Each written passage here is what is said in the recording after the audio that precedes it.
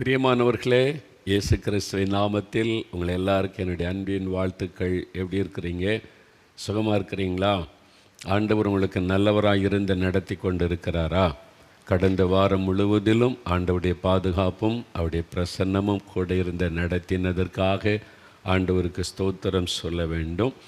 ஆண்டவர் இந்த நாளிலும் நம்ம எல்லாம் ஜெபத்திற்காக ஒன்றாக இணைத்திருக்கிறார். இப்போ நான் சில சாட்சிகளை வாசிக்க போகிறேன்.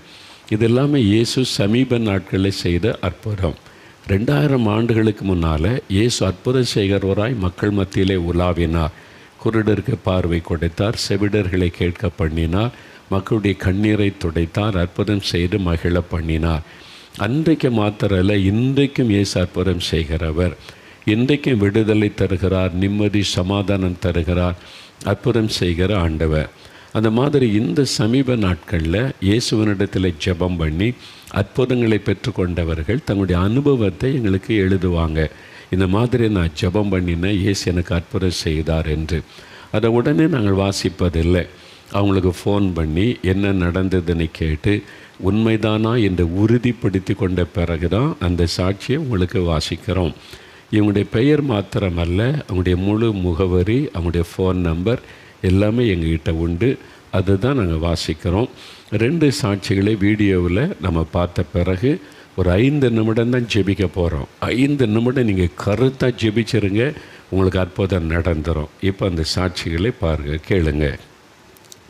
சகோதரி ரூபி சாத்தூர்லேருந்து எழுதியிருக்கிறாங்க. என்னுடைய மகளுக்கு தற்போது 5 வயது ஆகிறது. கடந்த 1.5 வருடமாக அவள் வலிப்பு வியாதியினால் பாதிக்கப்பட்டிருந்தாள். 5 வயசு சின்ன குழந்தை, 1.5 வருஷமாக ஃபிட்ஸு வலிப்பு வியாதியினால் பாதிக்கப்பட்டிருந்தாள். வலிப்பு வந்துவிட்டால் அவளின் தலை சரிந்து கால்கள் 2ம் துவண்டு போய் நிற்கக்கூட முடியாமல் போய்விடும். எவ்வளோ கஷ்டம் இல்லை? ஃபிட்ஸு அந்த குழந்தைகளை பார்த்தாலே நம்முடைய இருதயம் பாதிக்கப்பட்டு விடும். தாய்க்கு எப்படி இருக்கும்? அந்த மாதிரி தொடர்ந்து 4 நாட்கள் பலவீனமாய் சுருண்டு தான் படுத்திருப்பாள். மருத்துவமனைக்கு சென்று சிகிச்சை கொடுத்த பிறகுதான் நார்மலாக வருவாள். எப்பொழுது வலிப்பு வரும் என்று தெரியாததால் தொடர்ந்து மாத்திரை சாப்பிட்டு வர வேண்டும் என்று மருத்துவர்கள் சொல்லியிருந்தார்கள். மாத்திரை மருந்து சாப்பிட்டாலும் கூட வலிப்பு வந்துவிடும். மருந்தெல்லாம் கொடுத்தாலும் வலிப்பு நிற்கலை. 1.5 வருஷமாக தொடர்ந்து வந்துக்கிட்டே தான் இருக்குது. மருந்து மாத்திரை சாப்பிட்டாலும் ஒரு மனத்தில் ஏதாவது மாற்றம் வந்துடாதான்னு ஒரு ஏக்கம். அது மாதிரி தான். பெண் பிள்ளையானதால் என் குடும்பத்தில் எல்லோருக்குமே அவளுக்காக கவலைப்பட்டோம். இந்த சூழ்நிலையில்தான் 2022 வருடத்தில் ஆகஸ்ட் மாதத்தில் தேவனுடைய கூடாரத்தில் ஜெபிக்க வந்தோம். 4 மாவட்டியில் இருக்கிற அந்த கட்டடத்துக்கு பேர் தான் தேவனுடைய கூடாரம். அது டேபர்னக்கிள் ஆஃப் காட் அப்படின்னு இருக்க பெயர். அங்கே தான் நாங்கள் ஒரு 40,000-50,000 பேர் கூடி மாதந்தோறும் திறப்பின் வாசல் ஜெபத்தில் ஜெபிக்கிறோம். அங்கே வந்திருக்கிறாங்க. அங்கிருந்த ஊழியக்காரர்கள் எங்களின் வேதனையை அவர்கள் வேதனையாய் நினைத்து என் மகளுக்காக கண்ணீரோடு எண்ணெய் பூசி ஜெபித்தார்கள். இங்கே எப்போவுமே ஜெபிக்கிறதுக்கு சகோதரர்கள் சகோதரிகள் அதுக்குன்னே நாங்கள் ஜெபித்து ஆயத்தமாகின தேவ பிள்ளைகள் இருப்பாங்க. ஊழியர்கள் ஊழியக்காரிகள் யார் வந்தாலும் அவங்கள்ட்ட பேசி அவங்களுக்காக ஜெபம் பண்ணுவாங்க. யாரையும் மதம் மாறுங்கள் என்றெல்லாம் சொல்ல மாட்டாங்க. இயேசுகிட்ட எப்படி அற்புதம் பெறலாம், அவர் எப்படி விசுவாசிக்கணும், எது நமக்கு தடையாக இருக்குது அற்புதம் பெற, அதை சொல்லி ஜெபம் பண்ணுவாங்க. இயேசு சொன்னார், எண்ணெய் பூசி ஜெபிக்கும் போது வியாதிகளிலிருந்து சுகம் கொடுப்பேன் அப்படின்னு பைபிளில் இருக்குது. எண்ணெய் பூசி ஜெபிச்சா விசுவாசம் உள்ள ஜெபம் பிணியாளியை ரட்சிக்கும். அதனால் எண்ணெய் சாதாரண தேங்காய் எண்ணெய் தான். அங்கே மாயம் மந்திரம்லாம் ஒன்றும் கிடையாது. கடையிலேருந்து கிடைக்கிற தேங்காய் எண்ணெய் சும்மா தொட்டு நெத்தியில் வச்சு ஒரு ஜெபம் பண்ணுவாங்க, அவ்வளோதான். அது அந்த இதில் என்ன இருக்குது? அந்த எண்ணெயில் ஒன்றும் கிடையாது. அந்த வசனத்தில் ஆண்டவர் சொல்லியிருக்கிறார். அதுக்கு கீழ்ப்படிந்து விசுவாசிக்கும் போது அற்புதம் நடக்கும். ஏன்னா அந்த எண்ணெய் எதை குறிக்கும்னா இயேசு சிலுவையில் சிந்தின ரத்தம். எந்த எண்ணெய்னாலும் யோசித்து பாருங்களேன், தேங்காய் எண்ணெய், நல்ல எண்ணெய், கடலை எண்ணெய், எதுனாலும் அந்த வித்தை செக்கில் போட்டு அல்லது மிஷினில் போட்டு கசக்கி பிழிஞ்சு தான் எண்ணெய் எடுப்பாங்க. பார்த்துருக்கீங்கல்ல? இயேசு சிலுவையில் நமக்காய் கசக்கி பிழியப்பட்டார். அப்படியே கையில் ஆணி, கால் ஆணி, ரத்தம் வடிது, தலையில் முள்முடி, சரீரம் முழுவதும் ரத்தம் வடிஞ்சிக்கிட்டே இருக்குது. கடைசி சொட்டு ரத்தம் வரைக்கும் சிலுவையில் இயேசு நமக்காக சிந்தினார். ஏன்னா அதுதான் பரிகாரம். மனுஷனுடைய பாவத்துக்கு சாபத்துக்கு பரிகாரம் ஒரு பரிசுத்தமுள்ள ரத்தம், இயேசுடைய ரத்தம் சிந்தப்பட்டது. அப்படி பலி செலுத்தப்பட்ட பலி உயிரோடு எழும்பணும், அப்போ தான் அது பலிக்கும். இயேசு 3ஆவது நாள் உயிரோடு எழுந்தார். அவர் சிலுவையில் சிந்தின அந்த ரத்தத்தை நினைவு கூறத்தான் அந்த எண்ணெய். அவ்வளோதான். அதை விசுவாசத்தை, இயேசுவே எனக்காக சிலுவையில் ரத்தம் சிந்தினீங்க, கசைக்கு பிழியப்பட்டீங்க, எனக்கு ஒரு அற்புதம் செய்யுங்க, அப்படி ஜெபிப்பதற்கான ஒரு காரியம்தான் எண்ணெய் பூசி ஜெபிப்பேன். அவ்வளோதான், வேறு ஒன்றும் கிடையாது. அந்த எண்ணெய் பூசி ஜெபித்தார்கள். அவன் சொல்கிறாங்க கண்ணீரோடு ஜெபிச்சாங்கன்றாங்க. இயேசு ஜனங்களுக்காய் பரிதபிக்கிறவர். அதனால் இங்கே ஜெபிக்கிறவங்களும் பாரம் எடுத்து தன்னுடைய பாரமாக எடுத்து ஜெபிப்பாங்க. அப்படிப்பட்டவங்க தான் இருக்கிறாங்க. ஃபோனில் கூட இப்போ கூட ஃபோனில் நிறைய தேவ பிள்ளைகள் ஜெபித்து கொண்டு இருக்கிறாங்க. இந்த நேரம் இப்போது ஒரு 40-50 பேர் ஃபோனில் ஜெபித்து கொண்டு இருக்கிறாங்க. நீங்கள் தொடர்பு கொண்டு பேசினா உடனே உங்களுக்காக ஜெபிப்பாங்க. அவங்க ஜெபித்து எண்ணெய் பூசி அவங்க ஜெபிச்சாங்க. அவர்கள் கொடுத்த ஜெப எண்ணெயை வாங்கி வந்து நாங்களும் தொடர்ந்து என் மகளின் மீது எண்ணெய் பூசி ஜெபித்து வந்தோம். ஜெபிக்க ஆரம்பித்ததுமே அவளுக்கு வலிப்பு வரவில்லை. அவ்வளோதான், வியாதி மறைந்து விட்டார். இதை தான் கவனிக்கணும். ஜெபித்த உடனே இயேசுகிட்ட வேண்டுதல் பண்ண உடனே அந்த வியாதி மறைந்து விட்டார். அவளை எப்பொழுதும் பார்க்கும் மருத்துவர் சோதித்து பார்த்துவிட்டு மிகவும் ஆச்சரியத்தோடு, நரம்பு மண்டலத்தில் எந்த பாதிப்பும் இல்லையே, உங்கள் மகள் நார்மல் ஆகிவிட்டாள், இனி மாத்திரை மருந்து எதுவும் வேண்டாம் என்று சொல்லிவிட்டார்கள். இப்பொழுது 8 மாதங்களுக்கு மேலாகிறது. அந்த ஃபிட்ஸு வலிப்பு அவளுக்கு வரவே இல்லை. இயேசுவை விசுவாசித்து நாங்கள் ஜெபித்த போது இயேசு எங்களை கைவிடவில்லை. என் மகளுக்கு சுகத்தை கொடுத்த இயேசுவுக்கு கோடான கோடி ஸ்தோத்திரம். நீங்கள் பாருங்கள், இதில் மோகன்லால் எங்கேயாவது வர்றாரா? வரல. நான் உங்களை பார்க்கவும் இல்லை, நான் உங்களுக்காக ஜெபிக்கவும் இல்லை.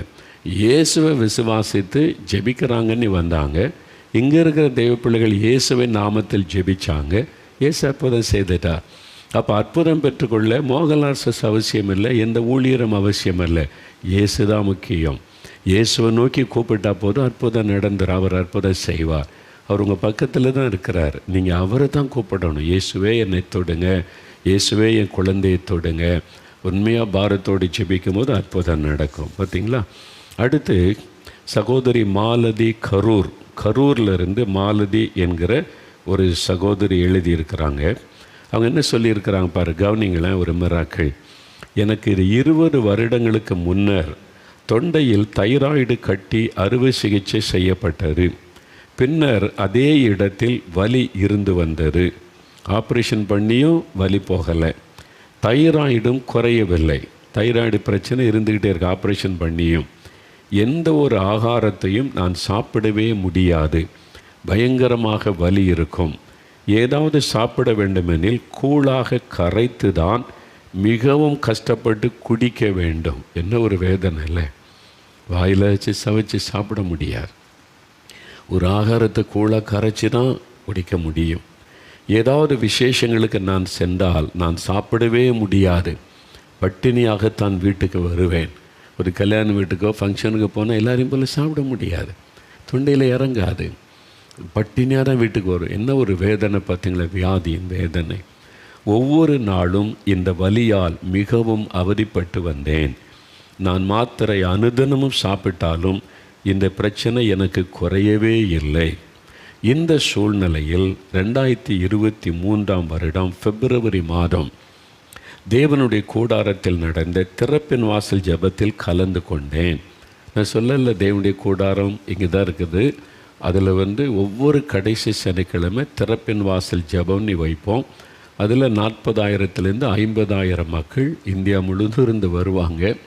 அதுக்கு ஸ்பெஷல் பஸ்ஸு அதெல்லாம் வந்துடுவாங்க. எல்லாம் இந்தியாவுக்காக ஜெபிப்போம். நம் தேசம் மக்கள் ரட்சிக்கப்படணும், பாவ சாபத்திலிருந்து விடுதலை பெறணும், நம்முடைய தேசம் ஆசீர்வதிக்கப்படணும், சுவிட்சமாக இருக்கணும்னு மக்களுக்காக பாரத்தோடு கண்ணீரோடு ஜெபம் செய்வோம். கடைசியில் வந்திருந்த மக்களுக்கு செய்தி சொல்லி அவங்களுடைய சுகம் விடுதலைக்காக ஜெபம் பண்ணுவோம். அது கடைசியில் தான் 9 மணிக்கு ஆரம்பித்து 3 மணி வரைக்கும் இந்த ஜெபம் நடக்கும். அதை தான் சொல்கிறாங்க. அந்த பிப்ரவரி மாதம் நடந்த திறப்பின் வாசல் ஜெபத்தில் கலந்து கொண்டேன். கடைசி ஜெப வேளையில் நீங்கள் வியாதி உள்ளவர்களுக்காக ஜெபிக்கும்போது ஃபைனலாக தான் நாங்கள் வியாதி சுகம் நமக்காக ஜெபிப்போம். முதல்ல தேசம் மற்றவர்களுக்காக ஜெபிப்போம். அப்படி ஜெபிக்கும்போது நான் அலறி அடித்து கொண்டு முன்னே வந்து விழுந்தேன். அவ்வளோ மக்கள் உட்கார்ந்துருக்கிறாங்க. அந்த ஜெப நேரத்தில் ஆண்டவருடைய வல்லமை தொட்ட உடனே அவங்க அப்படியே முன்னால் வந்து அவங்களே என்ன நடக்குன்னே தெரியல. ஆண்டவருடைய வல்லமையினால் தொடப்பட்டு வந்து விழுந்தாங்கள. வாயில் நுரை நுரையாக வந்து விட்டார். ஏன் காரணத்தை நான் சொல்கிறேன். நுரை நுரையாக வந்துவிட்டு அதன் பின்பதாக சோதித்து பார்த்தபோது தொண்டையில் வலி சுத்தமாக இல்லை. அவங்க வந்து விழுந்தாங்க, ஆண்டவர் தொட்டார், விடுதலை, அப்புறம் வலியே இல்லை. உடனே கூட்டம் முடிந்ததும் சாப்பாடு வாங்கி நான் சாப்பிடும்போது தொண்டையில் வலி எதுவுமே ஏற்படவில்லை. நன்றாக சாப்பிட்டேன். உடனே முன்னால் மன்னா கேன்டீன் இருக்குது, ஓடிப்பு உடனே வாங்கி சாப்பிட்டு பார்த்துருக்காங்க. ஏன்னா கூழ கரைச்சி தான் அவங்களால குடிக்க முடியும் பல வருஷமாக. இப்போ நல்லா சாப்பிட முடியுது, வலி இல்லை, தொண்டையில் இந்த கட்டி இல்லை. அற்புதமான சுகம். கர்த்தர் என்னை தொட்டு சுகமாக்கினார். இப்பொழுது 2 மாதத்திற்கு மேலாகிவிட்டது. தைராய்டுக்கும் நான் மாத்திரை எடுப்பதில்லை. தொண்டையில் எந்த வலியும் எனக்கு இல்லை. இயேசு எனக்கு பூரண சுகத்தை கொடுத்துள்ளார். பார்த்தீங்களா, அவங்களுக்கு ஆப்ரேஷன் பண்ணியும் சுகமாகலை, மருந்து மாத்திரை போட்டு சுகமாகலை, கொஞ்சமாக மாற்றம் இல்லை. ஏன்? அது ஒரு பலவீனப்படுத்துகிற ஆவி. அந்த வியாதிக்கு பின்னால் ஒரு பிசாசு இருந்தான். அதனால்தான் அவங்க முன்னால் வந்து விழுந்து நுரை தள்ளி அந்த ஆவி வெளியேறி போச்சிரு, வியாதி மறைந்து விட்டது. எல்லா வியாதிக்கும் பிசாசு தான் காரணம். வியாதி வந்தாலும் பிசாசு பிடிச்சின்னு சொல்லிடக்கூடாது அப்படின்னு நினச்சிடறாங்க. சில வியாதிகள் அது ஸ்கேன்லேயும் ஒன்றும் தெரியாது, என்ன மருந்து மாத்திரை கொடுத்தாலும் ஒன்றும் க்யூர் ஆகாது. அதுக்கு பின்னால் அசுத்த ஆவியினால் உண்டாகிற வியாதியாக இருக்கலாம். இயேசு விடுதலை தருவார். நீங்கள் என்னால் உடனே ஒரு மந்திரவாதி பார்த்துடலாம், பணம் கொடுத்துடலாம். நீங்கள் பணம் செலவு பண்ணி மந்திரவாதிக்கிட்ட போனீங்கன்னா மேலும் மேலும் பிரச்சனை அதிகமாகும். இலவசமாக யார் சுகம் கொடுக்குறாருன்னு பாருங்கள். கடவுள் அப்படின்னு சொன்னால் அவர் இலவசமாக தான் சுகம் தருவார். காசு வாங்கிட்டு யாராவது சுகம் தர்றேன்னா அது கடவுள் அல்ல, அது ஏமாத்துகிற பிசாசின் வஞ்சகம். நல்லா அறிந்து கொள்ளுங்கள். 2குள்ள வித்தியாசத்தை புரிந்து கொள்ளுங்கள். இவருங்க போனால் இலவசமாக சுகம் தர்றாரு, இலவசமாக நமக்கு விடுதலை தர்றாரு, காசெல்லாம் கேட்குறதே இல்லை அப்படின்னா அது கடவுள் தான் அதை செய்ய முடியும் இலவசமாக. அல்லது நீ இப்படி உன்னை இப்படி வா அப்படி வா அப்படி உன்னை வருத்தி கொள்ள அப்படின்னு சொன்னாலும் கடவுளாக இருக்க முடியாது. அது சொல்ல, நான் உனக்காக எல்லாத்தையும் சிலுவையில் சுமந்துட்டேன், நீ ஒன்றும் கஷ்டப்பட வேண்டாம், விசுவாசி போதும் அப்படின்னு எந்த ஆண்டவர் சொல்லுகிறாரோ நீங்களே நிதானித்து அறிந்து கொள்ளுங்கள். இவங்க எந்த பணமும் செலவு பண்ணல, இலவசமாய் சுகம் விடுதலை ஆண்டவர் தருகிறார். அதுதான் இயேசு கிறிஸ்து கொடுக்குற சுகம் விடுதலை. எல்லாம் சுகம் இலவசம்தான். அதனால் தாங்க வேறு யார்கிட்டே நான் காணிக்கலாம், நீங்கள் இவ்வளோ கொடுத்தா தான் ஜெபிப்பேன், இவ்வளோ கொடுத்தா தான் ஆசீர்வாதம் கிடையாது. இங்கே சின்ன பாட்டில் ஜெப எண்ணெய் இருக்கும், அதை தாங்கம்பாங்க. யார் காசெல்லாம் வாங்குகிற இலவசமாக அதை கொடுத்து அனுப்புவான். இதை பயன்படுத்தி ஜெபிங்க, இயேசு அற்புதம் செய்வார். அது மாதிரி தான். என்ன ஆண்டவர் பேரை சொல்லி வியாபாரம் பண்ணினா அங்கே கடவுள் கிரியை செய்ய மாட்டார். அவங்க ஏமாத்துகிற பொருளாத ஆவி கிரியை செய்யும், கடவுள் பேரை சொல்லி வியாபாரம் பண்ணினால். அதனால் நீங்கள் 2குள்ள வித்தியாசத்தை புரிந்து கொள்ளுங்கள். சரி, அடுத்தது பாருங்கள். சகோதரி பிச்சம்மாள், திருநெல்வேலியிலிருந்து பிச்சம்மாள். இவங்க ஒரு வினோதமான காரியம் சொல்லியிருக்கிறாங்க. நல்லா கவனிங்க, நிறைய பேருக்கு இந்த சாட்சி ஆசீர்வாதமாக இருக்கும். அவங்க சொல்கிறாங்க, நான் இயேசுவை அறியாத குடும்பத்தில் பிறந்து இயேசுவை தெய்வமாக ஏற்றுக்கொண்டவள். எனக்கு விவரம் தெரிந்த காலத்திலிருந்து டிவி சீரியல் பார்ப்பதிலும் சினிமா பார்ப்பதிலும் அதிக ஆர்வம் கொண்டிருந்தேன். ஒரு நாள் கூட சீரியல் பார்க்காமல் என்னால் இருக்க முடியாது. இயேசுவை ஏற்றுக்கொண்டும் கூட அதில் மாற்றமில்லாமல் தான் பார்த்து கொண்டிருந்தேன். பார்த்த ஒரே சீரியலை திரும்ப போட்டாலும் பார்ப்பேன். அது மட்டுமே எனது பொழுதுபோக்காக இருந்தது. வேதம் வாசித்ததோ ஜெபித்ததோ இல்லை. அப்போது அவங்க உண்மையாக இயேசு உள்ளத்தில் ஏற்றுக்கொண்டிருந்தால் அவங்க வேதம் வாசித்து ஜெபிச்சிருப்பாங்க. சும்மா பேருக்கு எல்லோரும் சொல்கிறாங்க இயேசு, சரிப்பா அங்கே போனால் இப்போ இங்கே போவோம் இயேசுன்றோம் அப்படி சொல்ல பாருங்கள், அதில் பிரயோஜனம் கிடையாது. உள்ளத்தில் அவரை ஏற்றுக்கொள்ளணும். அதனால தான் இவங்க பாருங்கள் ஜெபித்ததும் இல்லை. மேலும் நான் 10 வருடங்களாக பீடி சுற்றும் தொழிலை செய்து வந்தேன். டிவியில் சினிமா சீரியல் பார்த்து கொண்டே பீடி சுற்றுவது எனக்கு பழக்கமாகிவிட்டது. யாரும் என்னிடம் இது தவறு என்று கூறியது இல்லை. இதுதான் இன்றைக்கி பிரச்சனையே. சபையில் ஊழியங்கள் மக்களுக்கு பாவத்து சொல்கிறதே இல்லை. இதுதான் இன்றைக்கி பிரச்சனை. இது பாவம், இது தவறு. அவர் காலத்தில் சொன்ன ஜாதி பார்ப்பது பாவம், அது சாபத்தை கொண்டு வரும்னு சொல்லி ஒருத்தங்க கேட்டிருக்கிறான். ஒரு வாலிப பிள்ளை, அந்த அங்கிள் வந்து அமெரிக்காவில், அங்கே அம்மாலாம் அங்கே திருநெல்வேலிக்காரங்க. இந்த அங்கிள் வந்து ஜாதின்றாலும் இது என்னதுன்னு கேட்குறாங்க. அமெரிக்காவில் அதெல்லாம் இல்லை பாருங்க. அங்கே வந்து நிறத்தின் வித்தியாசம், இங்கே ஜாதி. ஒரே ஊருக்குள்ளே ஜாதிலாம் இருக்குல்ல, அது பாவன்றதை இன்றைக்கி சபையில் கூட சிலர் சொல்லுவதில்லை. ஊழியர்கள், மெய்ப்பர்கள் பாவத்தை நீங்கள் சொல்லிக் கொடுக்காட்டா கர்த்தர் உங்கள்கிட்ட கணக்கு கேட்டுருவார். ஜனங்க எங்களுக்கு தெரியாத ஆண்டவரே, இந்த பாஸ்டர்கிட்ட தான் போனோம், இந்த பிஷப்பு தான் எங்களுக்கு ஆராதனை நடத்தினாங்க, இந்த போதகத்தை ஆராதனை, அவங்க தப்புன்னு சொல்லலையே, எங்களுக்கு சொல்லியிருந்தால் நாங்கள் மனம் திரும்பிப்போமே அப்படின்னு சொன்னால் நம்ம எங்கே போய் நிற்போம் சொல்லுங்கள். அது இந்த அங்கிள் இப்படி சொல்கிறாங்க, ஜாதி பாவம்னு சொல்லி அது என்னது அம்மானு கேட்டிருக்காங்க. அவங்க சொல்லியிருக்காங்க, எனக்கே இப்போ தான் தெரியுது இது பாவம், நீ அதெல்லாம் விட்டு தான் இப்போ மனம் திரும்பி இருக்கிறேன்னு சொல்லியிருக்கிறாங்க. இதான் இன்றைக்கி நிலைமை. நிறைய கிறிஸ்தவம், பிரதர் இதெல்லாம் தப்பு, இப்படி தான் நம்ம வாழணும்னு யாருமே எங்களுக்கு சொல்லலை, எங்களுக்கு தெரியாது. அப்போது சபைக்கு வர்றவங்களுக்கு வெறும் பிரசங்கம் பண்ணிட்டு டீச் பண்ணணும், அவருடைய வாழ்க்கை முறையை கற்றுக் கொடுக்கணும். கிறிஸ்தவங்க தான் இப்படி தான் வாழணும், நம்ம உலகத்தில் இருந்தாலும் உலகத்தார் அல்ல. இதை நீங்கள் சொல்லிக் கொடுக்கணும், கட்டாயம் நம்ம தெரியப்படுத்தணும். பார்த்தீங்களா, அவங்க யாருமே எனக்கு சொன்னதில்லை. இந்த நிலையில் என் கணவருக்கு 8 வருடங்களாக ஊரல் வியாதி இருந்தது. என்ன மருந்து சாப்பிட்டாலும் நோய் குணமாகவில்லை. பகலில் நன்றாக இருப்பார், இரவெல்லாம் அந்த ஊரல் சொரிந்து கொண்டே இருப்பார், தூங்கவே முடியாது, உடம்பு முழுவதும் தடிப்பாக மாறிவிடும். இந்த சூழ்நிலையில்தான் ஜெபிக்கலாமாங்க நிகழ்ச்சியை 2022 வருடத்தில் பார்த்தேன். அந்த நிகழ்ச்சியில் நீங்கள் சொல்லும் ஒவ்வொரு தேவ ஆலோசனையும் எனக்கு புதிதாக இருந்தது. இயேசுவை ஏற்றுக்கொண்டவர்கள் உலக காரியங்களிலிருந்து எப்படி வேறுபட்டு இருக்க வேண்டும் என்பதை பற்றி தெளிவாக கூறினீர்கள். ஒவ்வொரு நிகழ்ச்சியிலும் டிவி சீரியல் பார்ப்பதிலிருந்து விடுதலை பெற்றவர்கள், பாவ அடிமை தொழிலில் இருந்து விடுதலை பெற்றவர்கள் சாட்சிகளை நீங்கள் வாசிப்பீர்கள். ஒரு முறை நீங்கள் சாட்சி வாசிக்கும்போது தான் இயேசு என்னிடம் பேசினார். பேசக்கூடிய தெய்வம் இயேசு. பார்த்தீங்களா, இயேசு என்னிடம் பேசினார். டிவி சீரியல் நான் உன்னை அடிமையாக இருப்பது தவறு, டிவி சீரியல் அடிமையாக இருப்பது தவறு என்பதை உணர்ந்து அதை விட்டுவிட இயேசு எனக்கு உதவி செய்தார். அதிலிருந்து விடுதலை. 25 வருடங்களுக்கு மேலாக நாள்தோறும் நான் பார்த்து வந்த சீரியல்களை பார்ப்பதை நிறுத்திவிட்டேன். நான் செய்யும் தொழிலிலும் பாவம் என்பதை உணர்ந்து அந்த பீடி சுற்றுவதையும் விட்டுவிட்டேன்.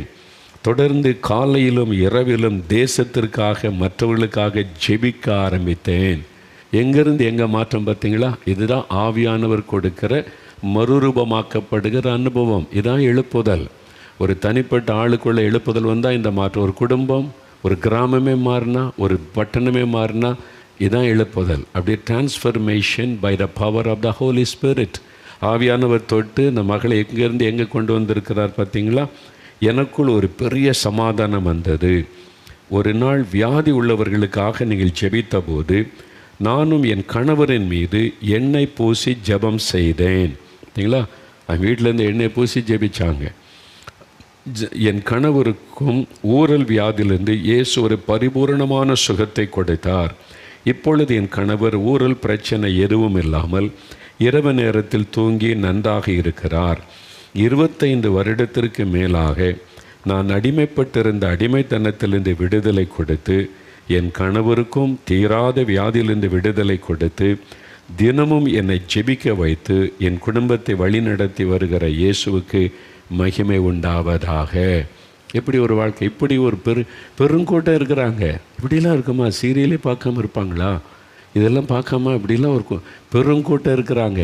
உலக அளவில், இந்தியாவில் லட்சக்கணக்கான மக்களை ஆண்டவர் தனக்கு, அதான் பரிசுத்த ஜனம், ஆண்டவர் பிரித்தெடுத்து நாம் உலகத்தார் அல்ல என்று இயேசுவை பின்பற்றுகிற ஒரு பெருங்கூட்டம் இருக்கிறாங்க. நிறைய பேர் நீங்கள் கவனித்து பார்த்தா தெரியும். சில லஞ்சம் வாங்குகிற கிறிஸ்தவங்க இருக்கிறாங்க, ஊழல் பண்ணுற கிறிஸ்தவங்களும் இருக்காங்க, அது நம்ம குடிக்கிற கிறிஸ்தவங்க. அதை பார்த்துட்டு கிறிஸ்தவங்களாம் இப்படி தான் நினைக்காதங்க. அந்த கிறிஸ்தவர்களுக்கு மத்தியில் ஒரு பெருங்கூட்டத்தை ஆண்டவர் ரட்சித்து ஒரு வித்தியாசமான ஒரு வாழ்க்கைக்குள்ளே ஆண்டவர் நடத்தி கொண்டே வருகிறார். அதுதான் நீங்கள் அறிந்து கொள்ள வேண்டிய சத்தியம். 25 வருடம் பாவத்திலிருந்து விடுதலை, 8 வருஷம் அவருடைய கணவருக்கு இருந்த ஊரல் வியாதியிலேருந்து சுகம். அப்போ பாவத்திலேருந்து விடுதலை, வியாதியிலேருந்து சுகம். இதானுங்க சமாதானமான வாழ்க்கை, நிம்மதியான வாழ்க்கை இதானே. இதை தான் இயேசு உங்களுக்கு தருவேன்னு சொல்கிறார். இதை சரியாக நீங்கள் புரிந்து கொண்டு அவருக்கு இடம் கொடுத்தா போதும், அற்புதம் நடக்கும். சகோதரி பிச்சம்மாள், திருநெல்வேலி. அடுத்து பாருங்கள், சகோதரி பத்மா, ஆறுமுகநேரி. எங்கள் ஊர் பக்கம் இருக்குது ஆறுமுகநேரி, நால்மாவடியிலேருந்து ரொம்ப பக்கத்தில் இருக்கிறது. அங்கேருந்து பத்மான்னு ஒரு சகோதரி எழுதியிருக்கிறாங்க. நான் இயேசுவை அறியாத குடும்பத்தில் பிறந்து இயேசுவை ஏற்றுக்கொண்டவள்.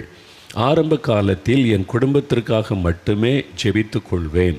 மற்றவர்களுக்காக, தேசத்திற்காகலாம் ஜெபிக்க வேண்டும் என்பது எனக்கு தெரியாமல் இருந்தது. இதில் நிறைய கிறிஸ்தவங்களுக்கு தெரியல, வேதம், பைபிள் என்ன அதை பற்றி சொல்லிக் கொடுக்கல. ஒரு 10 நிமிஷம் பிரசங்கம் பண்ணிவிட்டு போகிறது தான் இன்றைக்கி எவ்வளோ துக்கம் பார்த்தீங்களா. சொல்ல வேண்டிய விஷயம் எவ்வளோ இருக்குது. பைபிளில் சத்தியத்தை போதிங்கன்னு ஆண்டவர் சொன்னார். சொல்லிக் கொடுங்க, கற்றுக் கொடுங்க. என்னை சபைகள் கட்டாயம் இதை செய்யணும். அப்போ பார்த்தீங்களா, அவங்க சொல்கிறாங்க எனக்கு தெரியாமல் இருந்தது. என்னை 2வது மகளுக்கு 4 வயது ஆனதிலிருந்து ஒவ்வொரு மாதத்திலும் 3 முறை காய்ச்சல் வந்துவிடும். ஒரு மாதத்தில் 3 முறை காய்ச்சல் வருமா. ஒரு முறை வந்தால் 5 நாட்கள் விடாமல் காய்ச்சல் அடிக்கும், சளியும் அதிகமாக இருக்கும்.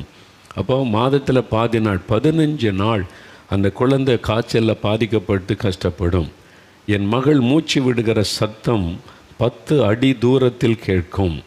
எவ்வளவோ மருந்து மாத்திரைகளை தொடர்ந்து கொடுத்தும் சரியாகவில்லை. என் மகளின் நிலை எனக்கு கவலையை கொடுத்தது. இந்த சூழ்நிலையில் ஜெபிக்கலாமாக நிகழ்ச்சியை நான் பார்க்க ஆரம்பித்தேன். மற்றவர்களுக்காகவும் தேசத்திற்காகவும் ஜெபிக்கும்போது நம்முடைய சிறையிருப்பை கர்த்தர் மாற்றுவார் என்று கூறினீர்கள். நானும் தேசத்திற்காக, மற்றவர்களுக்காக காலையிலும் இரவிலும் ஜெபிக்க ஆரம்பித்தேன். பெரிய ஆச்சரியம், 9 மாதங்களாக என் மகளை கஷ்டப்படுத்தின காய்ச்சல், சளி, மூச்சு விடும்போது வருகிற சத்தம் எதுவும் தற்பொழுது 2 மாதமாக இல்லை. Complete healing. வியாதி விலகிவிட்டது பாருங்கள். நம்ம வசனத்துக்கு கீழ்ப்படியும் போது ஆண்டவருடைய சுகமும் பாதுகாப்பும் நம்ம குடும்பத்துக்குள்ளே வந்துடும். பெற்றோர் நீங்கள் ஜெபிக்கிறவங்களா இருந்தால் பிள்ளைகளுக்கு பாதுகாப்பு வரும். அந்த சாட்சிகள்லாம் பாருங்கள். என் மகளை குறித்து இப்போ எந்த கவலையும் இல்லாமல் நான் சந்தோஷமாக இருக்கிறேன். தேசத்திற்காக ஜெபித்த போது என் மீது இரக்கம் கொண்டு என் மகளுக்கு பூரண சுகம் கொடுத்த இயேசுவுக்கு நன்றி செலுத்துகிறேன். சுயநலமாக இயேசுகிட்ட வேண்டிக்கொள்ள, என்ன ஆசீர்வதியும், குடும்பத்தை ஆசீர்வதியும், பொதுவாக அப்படியே நல்லா இருக்கணும் அப்படி பேசுவதல்ல.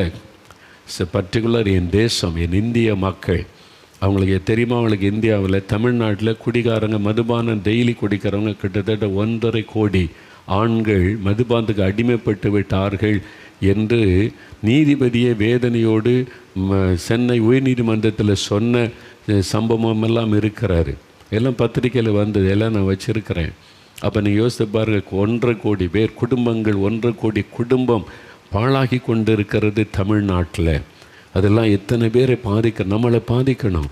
ஒரு அந்த குடும்பம் எப்படி தவிக்கும், கஷ்டப்படும் என்று பாருங்கள். அந்த பாரம் விடுதலான போதை வஸ்துகள் இந்தியாவில் பெருகி கொண்டு இருக்கிறது.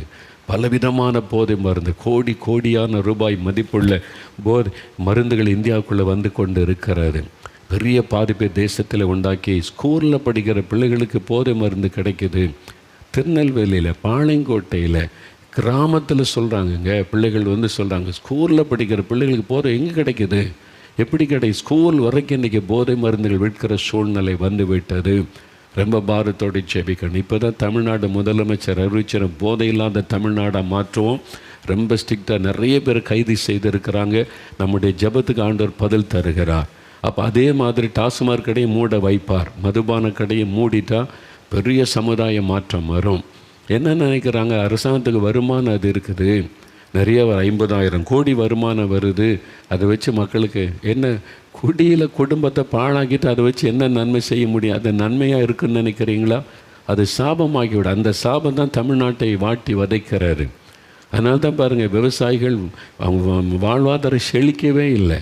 ஒன்று மழை இல்லாமல் காஞ்சி போகுது, இல்லை மழை வந்து அழியுது, இல்லை அதிக விளைச்சல் வந்து தக்காளி அதெல்லாம் பாலெல்லாம் ரோட்டில் கொட்டுறாங்க, தக்காளி விலை கிடைக்கலன்னு குளத்துக்குள்ளே கொட்டுறாங்க. இந்த செய்தி பார்க்குறீங்கல்ல.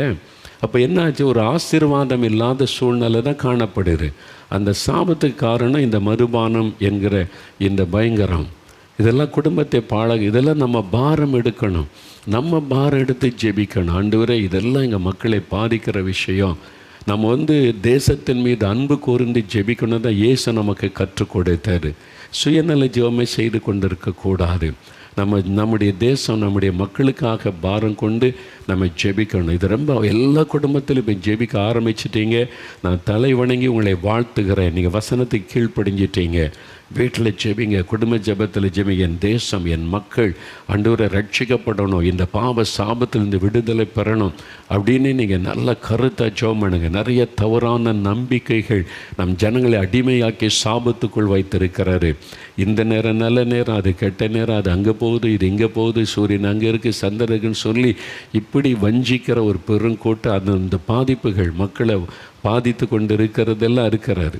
ஜாதகம் அது இதுன்னு சொன்னாங்கல்ல. ஒரு முதலமைச்சர் ஆஸ்பத்திரியில் இருக்கும்போது ஜோசியக்காரன் கண்டு சொல்ல, இவங்க ஜாதகத்தின்படி சாக மாட்டாங்க, சிங்கத்தை மாதிரி எழும்பி வருவாங்க, இந்தியாவின் பிரதமராகிறதுக்கு ஜாதகத்தில் வாய்ப்பு இருக்குதுன்னு சொன்னாங்களே. பார்க்கலையா நீங்கள்? செய்தியில் வந்துச்சு, டிவியில் வந்துச்சு, பார்க்கலையா நீங்கள்? என்ன ஆச்சு? ஆஸ்பத்திரியை விட்டே வெளியே வர முடியல, முடிஞ்சிரு, அவ்வளோதான். இப்போ இருக்கிற முதலமைச்சர் சொன்னாங்க, அவருடைய ஜாதகத்தின்படி தமிழ்நாட்டில் முதலமைச்சரே ஆக முடியாது. அப்படி தான். அதனால தானே அரசியல் எதிர்கட்சிக்காரங்க ஒரு தலைகீழ நின்னாலும் இவர் முதலமைச்சர் ஆக முடியாதுன்னு எதிர்கட்சிக்காரங்க சொன்னாங்கல்ல. ஏன்? அவர் ஜாதகத்தை கணித்து சொன்னதை நம்பி. இதுதான் உண்மை, வெளியே சொல்ல அதான் உண்மை. அதுதானே சொல்லிக்கிட்டு இருந்தாங்க. நம்ம கண் கூட பார்க்குறோம்ல. இதை நம்ப வச்சு மக்களை முட்டாளாக்கி மக்களை தவறான காரியத்தில் சிக்க வைத்து சாபத்துக்குள்ளாக்கிற காரியம் நிறைய நடக்கிறது. நம்ம பாரம் கொண்டு ஜெபிக்கணும். என் ஜனம் இந்த மாதிரி அறியாமல் இந்த விடுதலை பெறணும் ஆண்டவரே அப்படின்னு சொல்லி. சும்மா சூரியன் சந்திரன் கிழக்கு போச்சு மறுக்க வச்சு பணக்காரன் ஆக முடியாது. உழைக்கணும், உண்மையாக இருக்கணும். நமக்கு பைபிள் சொல்கிறது இந்த தசை அந்த தசை கிடையாது. உண்மையாக உழைக்கணும், வேலை செய்ய, கடினமாக உண்மையாரு, உன்னை ஆசீர்வதிப்பேன்டா. இதுதான் கடவுளுடைய சத்தியம். அதனால் நீ பிறந்த நேரம், இறந்த நேரம், அந்த நேரம், இந்த நேரத்தை வச்சு பெரிய ஆக முடியாது. உண்மையாக நீங்கள் உழைக்கணும், உண்மையாக இருக்கணும், ஏமாற்றக்கூடாது, நேர்மையாக இருக்கணும். தெய்வ பயத்தோடு நீங்கள் நடந்து பாவத்துக்கு விலகி ஜீவிச்சா நீங்கள் ஆசீர்வாதமாக. இதை தான் இயேசு சொல்கிறார், பைபிள் சொல்லுது. இதைத்தான் நம்ம போதிக்கிறோம். குறுக்கு வழியில் நீங்கள் பணக்காரனருக்கு இதெல்லாம் சொல்கிறாங்க. இந்த காரியத்தை நம்ம மக்கள் விடுதலை அடையணும். எத்தனை பேர் விடுதலை ஆகியிருக்காங்கல்ல. ஜாதகத்தை கிழிச்சு போட்ட உடனே பரம்பரை வியாதியிலிருந்து சுகம் பெற்ற எத்தனை சாட்சி நான் அந்த இடத்துல வாசித்திருக்கிறேன். அப்போ அந்த வியாதிக்கு பின்னால் இருக்கிறது என்னது? அந்த சாபத்துக்கு பின்னால் இருப்பது என்ன? இந்த தவறான நம்பிக்கைகள். இதெல்லாம் நம்ம சொன்னால் அவங்களுக்கு கோபம் வரும். நம்ம சொல்ல வேண்டாம், ஜெபம் பண்ணுவோம். அதனால தான் நம்ம அவங்கள குறை சொல்கிறதில்ல. நம்ம ஆண்டவர்கிட்ட கண்ணீர் வடிப்போம். நாங்கள் இப்படி இருந்தோம், என் ஜனத்துக்கு விடுதலை கொடுங்க ஆண்டவரே. அதுதான் ஜெபம். சபைகள் இதுக்காக பார் எடுத்து ஜெபிக்காமல் உங்கள் சபையை எப்படி கர்த்தர் ஆசீர்வதிப்பார்னு நினைக்கிறீங்க? அதனால தான் சபை வளர மாட்டேங்குது. சபையில் ஆசீர்வாதம் இல்லை. ஆண்டவர் சொல்கிற காரியத்துக்கு நீங்கள் ஜெபிக்கிறதில்லை. சுயநலமான ஜெபத்தை செய்து கொண்டு இருக்கிறோம். தயவு செய்து இப்போ நிறைய சபைகள் தேசத்துக்காக ஜெபிக்க ஆரம்பிச்சிட்டிங்க. நான் குறை சொல்ல நினைக்காருங்க. இப்போ நிறைய சபைகள் தேசத்துக்காக ஜெபிக்க ஆரம்பித்ததுனால சபைகளை கர்த்தர் ஆசீர்வதித்து மேன்மைப்படுத்த ஆரம்பிச்சிட்டார். ஆனால் இதெல்லாம் நம்ம மனதில் கொண்டு ஒவ்வொரு கிறிஸ்தவர்களும் நம்ம ஜெபிக்கணும். பார்த்தீங்களா, அவங்க சொல்கிறாங்க இந்த காரியங்கள். இப்போது இன்னொரு சாட்சி நான் வாசிக்கிறேன், கேளுங்க. சகோதரி தங்கம் நாகர்கோவில். நான் நாகர்கோவில் பகுதியில் ஊழியம் செய்து வருகிறேன். எனக்கு தெரிந்த ஒரு கணவன் மனைவி திருமணமானதிலிருந்து 25 வருடங்களாக சண்டை சச்சரவுகளுடனே வாழ்ந்து வந்தனர். அவர்களுக்கு ஒரு மகனும் மகளும் இருக்கிறார்கள். ஏதாவது ஒரு காரணத்தை வைத்து வீட்டில் சமாதானம் இல்லாமல் இருவரும் சண்டையிட்டு கொண்டே வந்தனர். ஒவ்வொரு முறையும் நான் அவர்களை பார்க்கும்போது ஆலோசனை சொல்லுவேன். அவர்கள் வீட்டுக்கு போகும்போது ஜெபித்துவிட்டு நான் போவேன். ஆனாலும் அவர்களை சமாதானப்படுத்த முடியாமல் திரும்பி இருக்கிறேன். கடந்த 5 வருடமாய் கணவன் மனைவி இருவரும் தங்களுக்குள் பேசிக்கொள்வதை நிறுத்திவிட்டார்கள். ஒரே வீட்டில்தான் இருந்தார்கள். தனித்தனி சாப்பாடு, தனித்தனி அறை, வெளியே செல்லும்போது கூட தனித்தனி கார்களில் தான் செல்வார்கள். கடந்த மாதத்தில் ஒரு நாள் அந்த சகோதரி தற்கொலைதான் முடிவு, இனி உலகத்தில் வாழ தனக்கு விருப்பமில்லை என்று சொல்லி என்னிடம் அழுதார்கள். நான் எவ்வளவு சமாதானப்படுத்தினாலும் சமாதானமாகவில்லை. நான் அவர்களுக்காக இயேசு விடுவிக்கிறார் தொலைபேசி மையத்திற்கு ஜெப மையம் 24 மணி நேரமும் ஃபோனில் சொல்லி ஜெபிக்கலாம். தொலைபேசி மையத்துக்கு தொடர்பு கொண்டு ஆலோசனை கேட்டேன். அப்போ இந்த மாதிரி ஒரு ஃபேமிலி, நான் உங்களுக்கு என்ன ஆலோசனை சொல்கிறது தெரியலையேன்னு அங்கு பேசின அந்த ஊழியக்கார சகோதரி, நம்ம ஊழியத்திலேருந்து ஒரு சகோதரி பேசியிருக்காங்க. அவர்களிடம் நான் என்ன பேச வேண்டும் என்பதை எனக்கு ஆலோசனையாக சொல்லி ஜெபித்தார்கள்.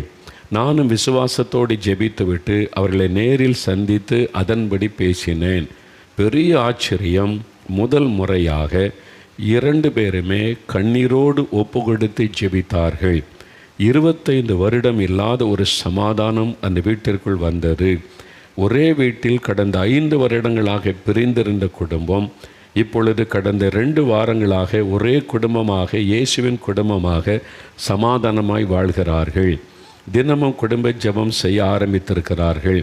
குடும்பத்தை நேசிக்கிற இயேசு இன்றும் நம்மோடு இருக்கிறார். இயேசுவுக்கு நன்றி. சமாதானம் பண்ணுகிறவர்கள் பாக்கியவான்கள், அவர்கள் தேவனுடைய புத்திரர் எனப்படுவார்கள். இவங்க பாருங்கள், ஊழிய செய்கிற சகோதரி போய் சமாதானம் பண்ண முயற்சித்தாங்க, ஜெபிச்சாங்க, சரியான ஆலோசனை கொடுத்தாங்க. ஆண்டவர் ஒரு பெரிய மாற்றத்தை உண்டாக்கினார். நீங்களும் ஜெபிங்க. அது மாதிரி பிரிந்திருக்கிற கணவன் மனைவி டைவர்ஸ் வாங்கிட்டு போனவங்கள கர்த்தர் ஒன்று சேர்த்துருக்கிறார். இனி கூட வாழவே முடியாதுன்னு போனவங்கெல்லாம் திரும்பி இணையும்படி கர்த்தர் செய்திருக்கிறார். இதெல்லாம் இயேசு செய்கிற அற்புதங்கள். இது மாதிரி உங்களுக்கு என்ன அற்புதம் தேவை? இன்றைக்கி என்ன சுகம் வேணுமா? விடுதலை வேணுமா? ஏதோ ஒரு நன்மை வேணுமா? குழந்தைக்கு சுகம் வேணுமா? என்ன ஒரு பிரச்சனை உங்களுக்கு? இப்போ அடுத்து ஒரு 2 சாட்சியை வீடியோவில் பார்த்த பிறகு நம்ம ஜெபிக்க போகலாம். சரியா? 2 சாட்சிகள் வீடியோவில் நீங்கள் பார்த்தீங்கன்னா இன்னும் உங்களுக்கு ரொம்ப பிரயோஜனமாக இருக்கும். ஒன்று சகோதரர் ஆல்வின் ஜோஷி, கன்னியாகுமரியிலிருந்து. அவங்களுடைய வாழ்க்கையில் என்ன நடந்தது இந்த சாட்சியை நீங்கள் குழந்தை இல்லை, எங்களுக்கு இத்தனை வருஷமாக குழந்தை இல்லை, இந்த கஷ்டத்தோடு இருக்கிறீங்களா? இவங்க குடும்பத்தில் என்ன அற்புதம் நடந்திருக்குன்னு பாருங்கள். நீங்கள் விசுவாசத்தை தூண்டி எழுப்புகிற இந்த சாட்சியை பாருங்கள். 11 வருஷம் நிந்தை, அவமானம், கூனி குறுகின ஒரு வாழ்க்கை, நிம்மதியில்லாத ஒரு வாழ்க்கை, ஒரு ஆசீர்வாதம் தடைப்பட்டு போனதுனால எவ்வளவோ மருத்துவம் எல்லாம் கைவிட்டது. ஆண்டவர் ஒரு வாக்கு கொடுக்கிறார். ஒவ்வொரு மாதமும் ஆண்டவர் கொடுக்கிற வாக்குத்தத்த செய்தியை நான் பகிர்ந்து கொள்ளுகிறது உண்டு. சிலர் இதை நம்ப மாட்டாங்க. இதெல்லாம் நம்பாருங்க, வாக்குத்தத்த செய்தின்னெல்லாம் பேசுவாங்க. அவங்களுக்கு நான் சொல்லலை. இதை விசுவாசிக்கிற மக்களுக்கு ஆண்டவர் பேச சொன்னார். நம்பாதவங்களை பற்றி கவலை இல்லை. அவர் விசுவாசித்தார். அதே மாதம் கர்த்தர் கற்பத்தின் கனியை கொடுத்து வாக்குத்தத்தத்தின்படி ஆசீர்வதித்து விட்டார். எங்களுக்கு அப்படி நிறைய கடிதங்கள் வருது. இந்த வாக்குத்தத்தத்தை சொந்தமாக்கி நான் ஜெபித்தேன், இயேசு அற்புதம் செய்தார் என்று. மக்களுக்கு அவங்களுடைய சூழ்நிலையில் தேவனுடைய வார்த்தையை அவளுக்கு சொல்லி ஆறுதல் படுத்தி ஜெபிக்க தான் ஊழியக்காரன். அதனால் ஆண்டவர் சொல்லுகிறபடி நாம் செய்கிறோம்.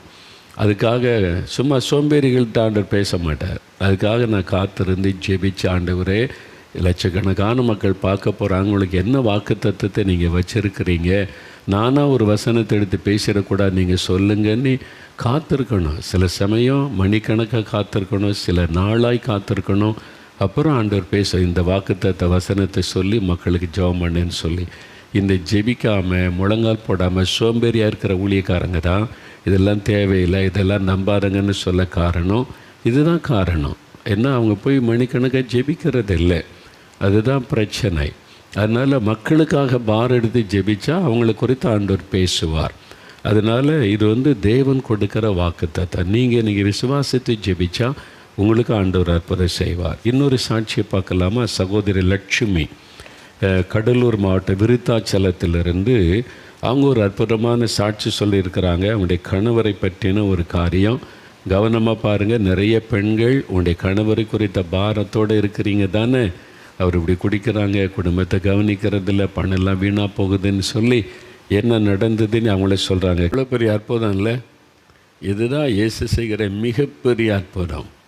27 வருஷம் குடி பழக்கம், புகைப்பிடிக்கிற பழக்கம், ஹான்ஸ், புகையிலை, இத்தனை பழக்கங்கள், அதெல்லாம் அடிமையாக்கிற விடுதலை விட முடியாதுன்னு சொல்லுவாங்க. இயேசு பேசினார். எப்படி பார்த்தீங்களா? அந்த மனைவியினுடைய ஜெபம். மனைவிமார்கள், உங்களோட ஆண்டவர் பேசியிருக்கிறார்ல, கணவர் குடிச்சிட்டு வராரு, துன்மார்க்கமாக நடக்கிறாரு, கவனிக்கிறல்லன்னு சண்டை போடாதுங்க. அவரை மன்னித்து, அவரை நேசித்து, அவரை அன்பாக நீங்கள் கவனித்து கொண்டு ஒரு பக்கம் ஜெபம் பண்ணி பாருங்கள். நீங்கள் சண்டையும் போட்டுக்கிட்டு ஜெபமாக பண்ணிங்கன்னா ஜெபத்துக்கு பதில் வராது. முதல்ல மன்னித்து அன்பு காட்டி அப்புறம் ஜெபிக்கும்போது அந்த ஜெபத்துக்கு தான் பதில் வரும். அவங்க 3 மாதம் விடாமல் ஜெபிச்சாங்க. 3 மாதம் அந்த ஜெபத்துக்கு ஆண்டவர் பதில் கொடுத்து இன்றைக்கி எவ்வளோ பெரிய மாற்றம் இல்லை? 2 வருஷமாக நிம்மதியாக சந்தோஷமாக குடும்பமாக பாட்டு பாடி துதித்து. இதாங்க உண்மையான சமாதானம். இந்தியாவில் பெரிய பணக்கார வீட்டில் இந்த சமாதானம் இருக்குதுன்னு நினைக்கிறீங்க? நாட்டை திருடி ஏமாற்றி நம்ம வரி பணத்தை சுருட்டி உலக பணக்காரனான்னு நினச்சவன் நிம்மதியாக இருப்பான்னு நினைக்கிறீங்களா? நீங்கள் சொல்லுங்கள். அவன் வாழ்க்கையில் நிம்மதி இருக்காது.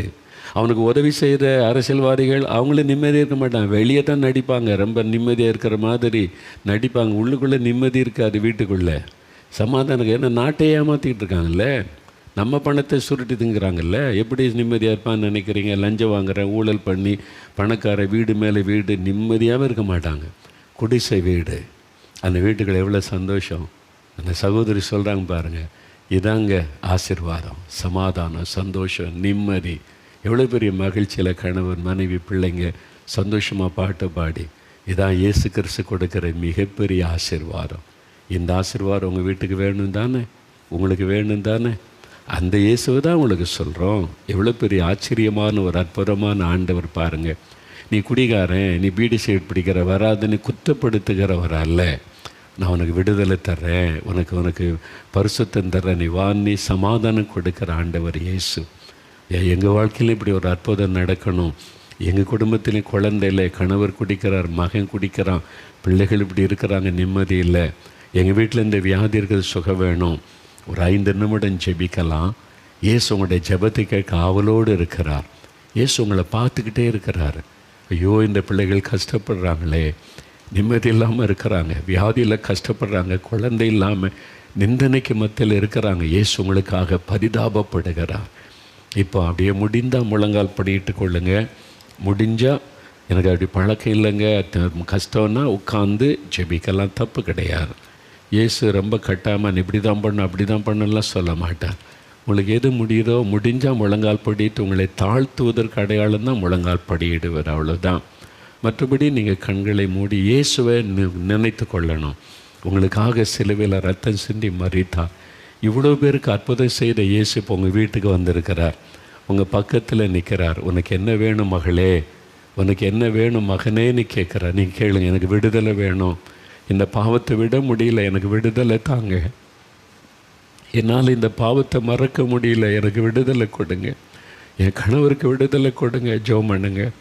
எனக்கு ஒரு குழந்தை கொடுங்க ஆண்டவரே, என்னை அவமானப்படுத்துகிறாங்க, குடும்பத்தாரை கேவலப்படுத்துகிறாங்க, ஒரு குழந்தை செல்வம் கொடுங்க. கேளுங்க, எனக்கு சுகம் கொடுங்க, இந்த வியாதி வேதனை தாங்க முடியல, எனக்கு ஒரு அற்புத சுகம் கொடுங்க. இவங்களுக்கெல்லாம் சுகம் கொடுத்தீங்களே, எனக்கும் சுகம் கொடுங்க.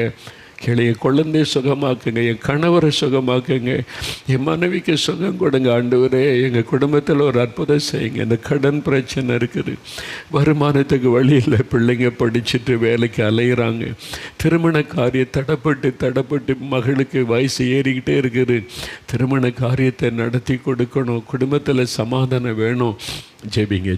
அப்படியே கண்களை மூடி ஒரு 5 நிமிடம், இயேசுவே எங்கள் குடும்பத்தில் ஒரு அற்புதம் செய்யுங்க, இயேசுவே எங்களுக்கு ஒரு சுகம் கொடுங்க, இயேசுவே எனக்கு இந்த பாவத்தில் இந்த விடுதலை கொடுங்க, இயேசுவே இந்த பாவ பழக்கம் என்னை விட்டு மாறணும், என்னால் விட முடியல, எனக்கு உதவி செய்யுங்க. இயேசுவே நீ கூப்பிடுங்க, இயேசுவே அந்த பெயரை சொல்லி கூப்பிடுங்க. இயேசு கிறிஸ்துவின் நாமத்தில் சுகம் உண்டாகட்டும்னு சொல்லுங்க. இயேசு கிறிஸ்துவின் நாமத்தில் என் குழந்தை சுகம் அடையட்டும்னு சொல்லுங்க. இயேசு கிறிஸ்துவின் நாமத்தில் என் கணவர் சுகம் அடையட்டும் ஆண்டவரே, என் மனைவிக்கு சுகம் கொடுத்துருங்க, இந்த மரணப்படுக்க மாறிடட்டும், எங்கள் கடன் பிரச்சனையை மாற்றுங்க. இயேசுவே நீ கூப்பிடுங்க. இயேசுவின் நாமத்தில் சொல்லுங்க, வாய் திறந்து சொல்லுங்க. இதோ உங்களுடைய ஜெபத்தை ஆண்டவர் கவனிக்கிறார், உங்கள் பக்கத்தில் தான் அவர் நிற்கிறார். அவருடைய கரம் உங்களை தொடுகிறது, அவருடைய தொடுதலை உணர்கிறீங்க. யாரோ தொடுறாங்களே, ஒரு வல்லமை இறங்குதே, ஒரு வெளிச்சம் வருதே, ஒரு மின்சாரத்தை போல வல்லமை தொடுது. விடுதே, அது ஆண்டவருடைய வல்லமை. இன்றைக்கு உங்களுக்கு சுகம், இன்றைக்கு உங்களுக்கு விடுதலை, இன்றைக்கு உங்களுக்கு அற்புதம், இன்றைக்கு உங்களுடைய நிந்தை மாறும்படிக்கு ஒரு அற்புதம், கண்ணீர் மாறுவதற்கு ஒரு அற்புதம் இயேசு செய்து கொண்டிருக்கிறார். இயேசு கிறிஸ்துவின் நாமத்தில் விடுதலை அடைகிறீர்கள். இயேசு கிறிஸ்துவின் நாமத்தில் சுகம் அடைகிறீர்கள். இயேசு கிறிஸ்துவின் நாமத்தில் தடைகள் மாறுகிறது. இயேசு கிறிஸ்துவின் நாமத்தில் உங்களுடைய கண்ணீர் துடைக்கப்படுகிறது. இயேசு கிறிஸ்துவின் நாமத்தில் அற்புதங்களை பெற்றுக்கொள்ளுகிறீங்க. இயேசுவே ஸ்தோத்திரம், இயேசுவே ஸ்தோத்திரம். வாய் திறந்து சொல்லுங்க, இயேசுவே என்னை தொட்டதற்காக நன்றி, எனக்கு விடுதலை கொடுத்ததற்காக நன்றி. இயேசுவே என் குழந்தையை தொட்டு விட்டீங்க, விடுதலை தந்துட்டீங்க, நன்றி. எனக்கு இந்த பாவத்திலிருந்து விடுதலை தந்துட்டீங்க, இயேசுவே உங்களுக்கு நன்றி. ஆண்டவருக்கு நன்றி சொல்லுங்க, நன்றி சொல்லுங்க. அப்படியே ஆண்டவருக்கு ஸ்தோத்திரம் சொல்லுங்க, வாய் திறந்து சொல்லுங்க, இயேசுவே உமக்கு ஸ்தோத்திரம்னு சொல்லுங்க. Thank you Jesus, thank you Jesus. ஏசப்பா உங்களுக்கு நன்றி. குட்டி பிள்ளைகள் சொல்லுங்க, ஏசப்பா உங்களுக்கு நன்றி. எங்கள் வீட்டில் அற்புதம் செய்துட்டீங்க, எங்கள் அப்பாவை தொட்டுட்டீங்க, அம்மாவுக்கு சுகம் கொடுத்துட்டீங்க, நன்றி. எங்கள் வீட்டில் அற்புதம் செய்த இயேசுவுக்கு ஸ்தோத்திரம்னு சொல்லுங்க. ஸ்தோத்திரம், ஸ்தோத்திரம், ஸ்தோத்திரம். அப்பா தகப்பனே, உங்களுடைய பிள்ளைகளுடைய கண்ணீரை நீங்கள் கண்டீங்க, அவருடைய வேதனைகளை பார்த்தீங்க.